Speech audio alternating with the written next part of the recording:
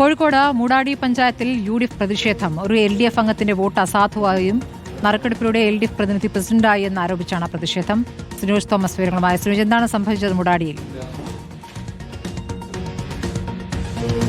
സ്മൃതി, 10 വീതം സീറ്റുകളാണ് മൂടാടിയിൽ LDFന് UDFന് ലഭിച്ചത്. സ്വാഭാവികമായിട്ടും ആദ്യം വോട്ടെടുപ്പ് നടന്നു. ആ ഘട്ടത്തിൽ ഒരു LDF അംഗത്തിന് വോട്ട് അസാധുവായെന്നാണ് ആരോപണം ഉയർന്നത്. പക്ഷേ അത് വരണാധികാരിയോ LDF അംഗങ്ങളോ അംഗീകരിച്ചില്ല. അങ്ങനെ നറുക്കെടുപ്പ് നടത്തിയപ്പോൾ ഇടതുപക്ഷത്തിലെ അഖിലയാണ് പ്രസിഡന്റായി തെരഞ്ഞെടുക്കപ്പെട്ടത്. വലിയ പ്രതിഷേധം അവിടെ നടക്കുകയാണ്. DCC പ്രസിഡന്റ് എനിക്കൊപ്പമുണ്ട്. എന്താ സംഭവിച്ചത്? അവിടെ അട്ടിമറിച്ചു എന്നാണ് ഒരു ആരോപണം. അതായത് ജനങ്ങൾ നൽകിയ മാൻഡേറ്റ് കൃത്രിമത്തിലൂടെ അട്ടിമറിക്കാൻ CPM സർക്കാർ ശ്രമിക്കുന്ന ഭാഗമായുള്ള നടപടിയാണ് ഇന്ന് മൂടാടി ഉണ്ടായത്. ഈ വോട്ടിങ്ങിൽ കൃത്യമായ നിർദ്ദേശങ്ങളുണ്ട്.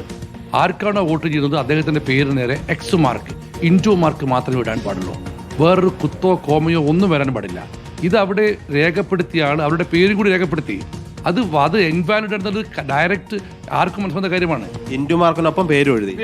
ഇൻറ്റു മാർക്കിനൊപ്പം പേരും എഴുതിയാൽ അവിടെ എന്തെങ്കിലും ഒരു ഡോട്ട് ഉണ്ടെങ്കിൽ അത് ഇൻവാലിഡ് ആവും എന്നാണ് നിയമം.